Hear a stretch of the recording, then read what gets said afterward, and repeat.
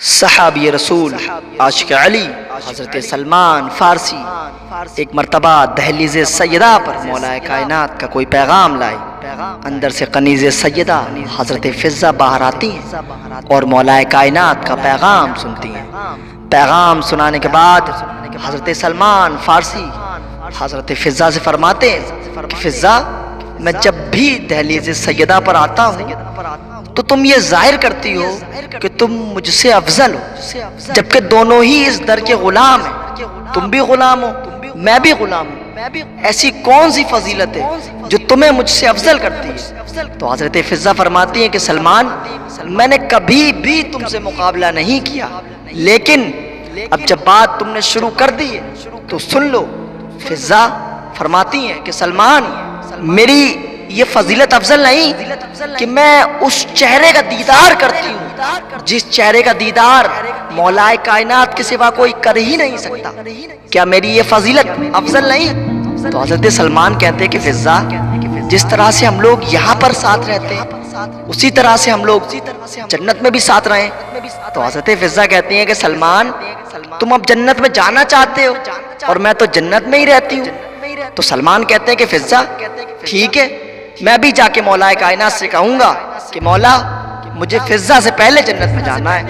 تو فضہ کہتی ہیں مسکرا کر کے سلمان، ایسا ہونا ہی نہیں ہے، میں تم سے پہلے جنت میں جاؤں گا۔ تو سلمان کہتے ہیں کہ فضہ، میں مولا سے کہوں گا کہ مجھے فضہ سے پہلے ہی جانا ہے جنت میں۔ تو فضہ پھر مسکرا کے کہتی ہیں کہ سلمان، ایسا ہونا ہی نہیں ہے، جا کے مولا کو میرا سلام پیش کرنا اور مولا سے کہنا کہ فضہ کہتی تھی کہ مولا، آپ سے بھی پہلے چلی جاؤں گی۔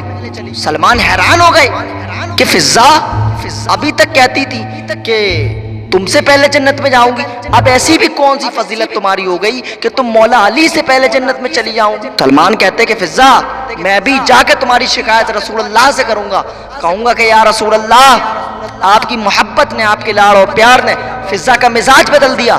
پہلے کہتی تھی کہ سلمان، میں تم سے پہلے جنت میں جاؤں گی، اب کہتی ہے کہ علی سے پہلے جنت میں جاؤں گی۔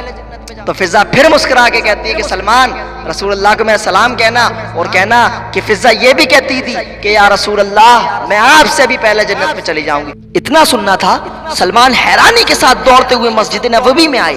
رسول اللہ منبر پر جلوہ افروز تھے۔ سلمان کو دیکھ کر فرماتے ہیں کہ سلمان، کہیں فضہ سے لڑکے تو نہیں آئے، کہیں فضہ سے جھگڑ کر تو نہیں آئے؟ تو سلمان عرض کرتے ہیں کہ یا رسول اللہ، فضہ کا مزاج بدل گیا۔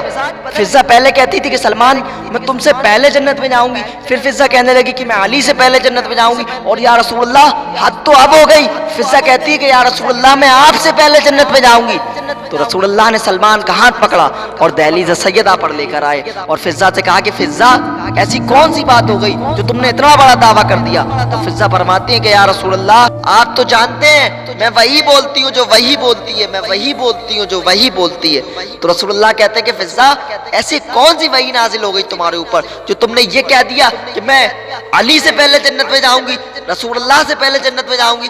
تو فضہ کہتی ہے کہ یا رسول اللہ، آپ نے جمعے کے خطبے میں یہ ارشاد فرمایا تھا کہ قیامت کا دن ہوگا، ساری امتیں کھڑی ہوں گی، اللہ فرمائے گا کہ ان امتوں کے نبیوں کو بلایا جائے۔ نبی آئیں گے اور اللہ ان سے کہے گا کہ ان امتوں کو جنت میں لے کے جاؤ۔ نبی عرض کریں گے کہ یا اللہ، پہلے سید الانبیاء آ جائیں، جب تک وہ جنت میں نہیں جائیں گے ہم جنت میں نہیں جائیں گے۔ اعلان ہوگا اور آپ تشریف لائیں گے، اور یا رسول اللہ، جب آپ سے جنت میں جانے کے لیے کہا جائے گا، آپ نے یہ فرمایا تھا کہ میں اس وقت کہوں گا کہ جب تک میری بیٹی سیدہ جنت میں نہیں جائے گی میں جنت میں نہیں جاؤں گا۔ اور رسول اللہ، آپ نے جمعے کے خطبے میں یہ بھی ارشاد فرمایا تھا کہ میری بیٹی بی بی فاطمہ زہرا ایک نور کی سواری پر سوار ہو کر آئی۔ اور یا رسول اللہ، آپ نے سلمان کو یہ نہیں بتایا کہ اس سواری کی لگام فضہ کے ہاتھ میں ہوگی۔